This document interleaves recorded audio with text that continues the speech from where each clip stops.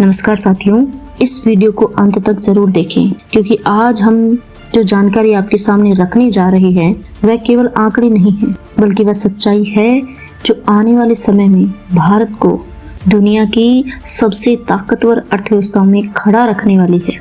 आप देख रहे हैं कि हिस्पिया न्यूज एक ऐसा मंच जहां हम शोर से अलग सच और गहराई वाले विश्लेषण की बात करते हैं। आज भारत सिर्फ आगे ही नहीं बढ़ रहा बल्कि खुद को एक नई दिशा में बदल रहा है और दुनिया को प्रभावित करने की क्षमता को हासिल कर रहा है।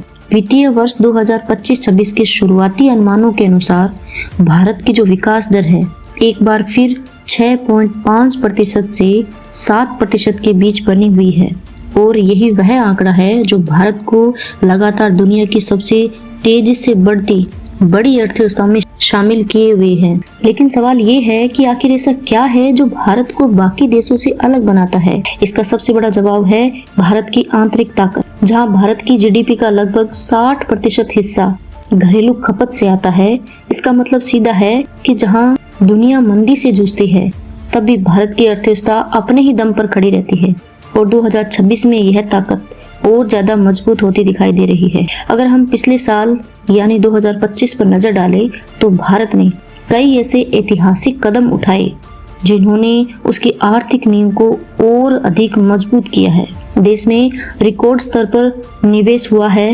एक्सप्रेसवे, रेलवे कॉरिडोर और लॉजिस्टिक नेटवर्क को तेजी से बढ़ाया गया है। सेमीकंडक्टर मिशन को गति दी गई। ग्रीन एनर्जी विशेषकर सोलर और ग्रीन हाइड्रोजन सेक्टर में बड़े निवेश किए गए और यूपीआई जैसे डिजिटल सिस्टम को वैश्विक स्तर पर पहचान मिलने लगी। अब 2026 में इन सभी पहलों का असर साफ दिखाई देने लगा है। जहां मैन्युफैक्चरिंग सेक्टर में तेजी आई है और मोबाइल इलेक्ट्रॉनिक्स तथा डिफेंस उत्पादन में भारत ने नए रिकॉर्ड बनाए हैं। भारत का स्टार्टअप इकोसिस्टम भी तेजी से बढ़ा है और आज देश में 1 लाख से अधिक स्टार्टअप्स मौजूद हैं, जिनमें से कई यूनिकॉर्न भी बन चुके हैं।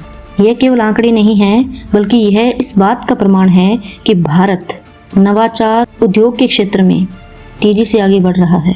अगर बात ग्रामीण अर्थव्यवस्था की करें तो 2026 में बेहतर मानसून और सरकारी योजनाओं के प्रभाव से किसानों की आय में सुधार हुआ है। ग्रामीण क्षेत्रों में खर्च बढ़ा है और इसका सीधा असर देश की कुल आर्थिक गतिविधियों पर दिखाई दे रहा है, क्योंकि जब गांव में पैसा आता है तो बाजार में गति अपने आप बढ़ने लग जाती है।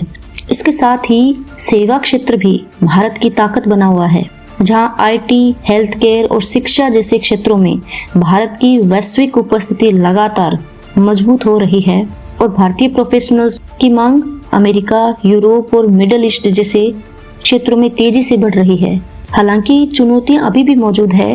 महंगाई, बेरोजगारी और वैश्विक अस्थिरता जैसे मुद्दे भारत के सामने खड़े हैं, लेकिन इनसे निपटने के लिए सरकार और रिजर्व बैंक लगातार सक्रिय भूमिका निभा रहे हैं। ब्याज दरों को संतुलित रखने की नीति, पूंजीगत व्यय में वृद्धि और नए उद्योगों की जो पॉलिसी है भारत को एक स्थिर और भरोसेमंद अर्थव्यवस्था बनाने की दिशा में काम कर रही है।